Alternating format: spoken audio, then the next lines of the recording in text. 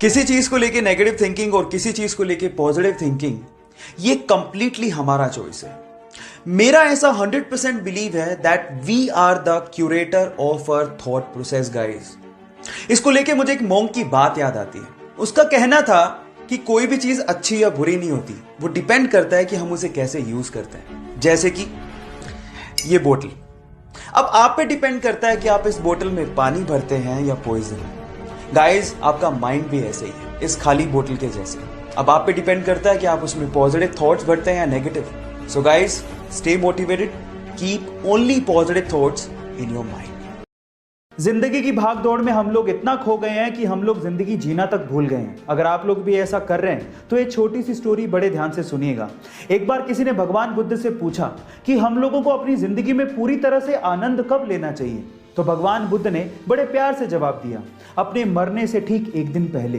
तो फिर उस व्यक्ति ने कहा कि हमारी मृत्यु तो निश्चित ही नहीं है, हम लोग कब मरेंगे हमें क्या पता। तो भगवान बुद्ध ने बड़े मुस्कुराते हुए कहा कि यही तो मैं कह रहा हूं। इसीलिए अपनी जिंदगी के हर एक दिन को अपना आखिरी दिन मानते हुए जीने का आनंद लेना चाहिए।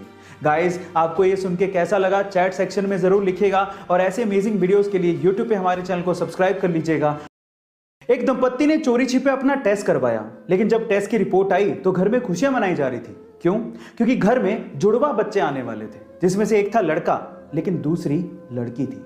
क्या आपको पता है कि इस खुशी के मौके पर घर में सबसे ज्यादा खुश कौन था और कौन किसे सबसे ज्यादा दुआएं दे रहा था? ध्यान से सुनिएगा।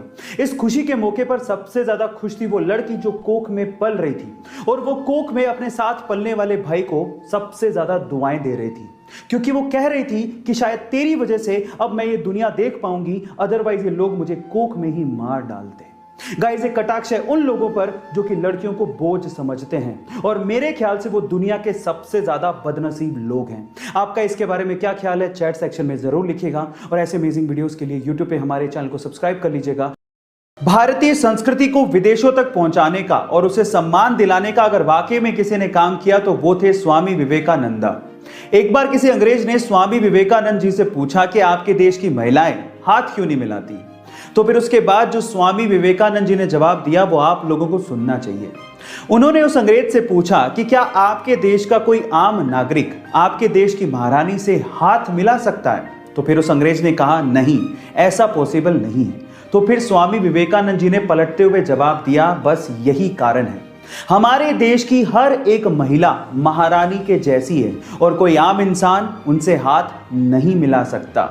गाइस, आपको ये स्टोरी जान के कैसा लगा चैट सेक्शन में जरूर लिखिएगा और ऐसे अमेजिंग वीडियोस के लिए यूट्यूब पे हमारे चैनल को सब्सक्राइब कर लीजिएगा।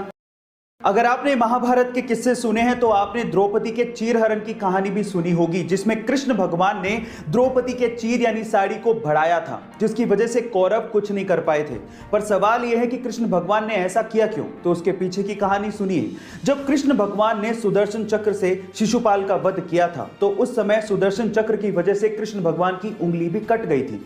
तब द्रौपदी ने अपनी साड़ी का पल्लू फाड़ के कृष्ण भगवान की उंगली पे बांधा था। तब कृष्ण भगवान ने द्रौपदी से वादा किया था कि हे द्रौपदी, तुम्हारे एक एक सूत का कर्ज हम चुकाएंगे।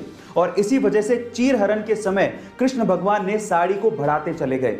गाइस, पुरानी कथाओं को सुनने का अपना अलग ही मजा है। आपको ये सुन के कैसा लगा चैट सेक्शन में जरूर लिखिएगा और ऐसे अमेजिंग वीडियोस के लिए यूट्यूब पे हमारे चैनल को सब्सक्राइब कर लीजिएगा।